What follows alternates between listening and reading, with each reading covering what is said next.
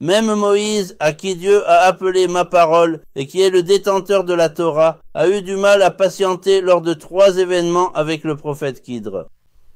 Alors comment vas-tu réussir à patienter, toi? Tout de suite, tu t'emportes, n'est-ce pas? On s'emporte facilement. Mais professeur, est-ce que ça se fait comme ça? Comment ça se fait alors? Lui aussi, parfois, il s'emporte comme ça. Il prévient dès le début. Il dit, tu ne pourras pas supporter d'être mon compagnon. Il dit, eh bien, j'espère que tu me trouveras parmi ceux qui savent patienter. Il dit, ne me pose pas de questions tant que je ne t'aurai pas expliqué le fond de l'affaire. D'accord, il dit. Ils traversent alors de l'autre côté en bateau. Les propriétaires du bateau étaient 2 jeunes frères, et ils les aiment bien. Ils ne prennent même pas d'argent pour la traverser. Au moment de descendre, le prophète Khidr perce le bateau. Le prophète Moïse perd patience. Il dit, mais regarde donc, ils ne nous ont même pas pris d'argent. Ils nous ont fait tant de bien, et toi, tu abîmes le bateau de ces gens, dit-il. Ne t'ai-je pas dit? Je t'ai dit de ne pas me poser de questions, dit-il. Pourquoi ai-je percé ce bateau? Le roi du pays où nous avons accosté, dit-il, réquisitionne tous les bateaux en bon état pour la guerre. Ces jeunes gens nous ont fait du bien. J'ai percé le bateau pour qu'il ne leur soit pas confisqué. Maintenant, ils vont regarder. Ce bateau est défectueux. Ah, excuse-moi, dit-il. Je n'y ai pas pensé. Si tu y avais pensé, tu serais déjà Khidr. N'est-ce pas, Mustapha? J'espère, dit-il, que je ne te poserai plus de questions.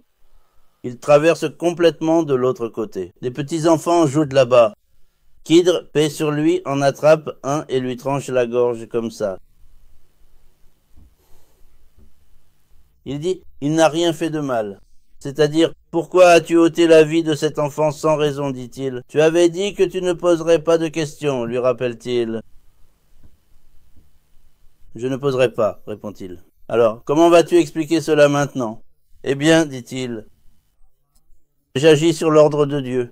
Je n'agis pas de ma propre initiative. Cet enfant aurait égaré ses parents, dit-il. Il allait les détourner du droit chemin. Allah Tout-Puissant m'a ordonné de le tuer. Il dit, à leur place, il leur donnera un enfant plus vertueux. Par Dieu, c'est ainsi qu'il l'a ordonné. Je te demande pardon, dit-il. Si je commets encore cette erreur, que notre compagnonnage prenne fin, dit-il. J'espère que tu me trouveras parmi les patients, dit-il. Pardonne-moi, dit-il. Je n'y ai pas pensé. Bon, d'accord.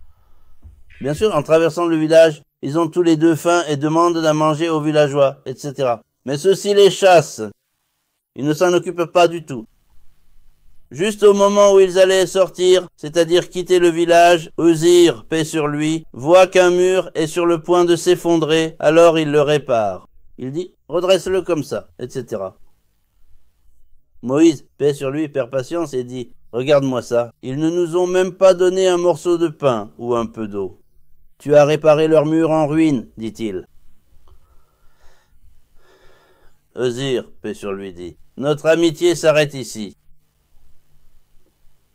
Je n'étais pas censé poser de questions, mais j'en ai posé une. Il répond, tu as raison. Au moins, explique-moi le sens caché, dit-il. Ce mur, dit-il, à sa base se trouvait un pot contenant un trésor. Or, il dit que ce sont 2 orphelins. Maintenant, si ce mur s'effondrait, le cube émergerait. Depuis que leur père est décédé, c'est leur oncle qui s'occupe d'eux. C'est aussi une personne cruelle. Il dit qu'il allait leur prendre cet or des mains. J'ai réparé un peu le mur, dit-il, afin qu'il ne s'effondre pas et que l'or soit préservé jusqu'à ce que ses enfants grandissent et deviennent majeurs.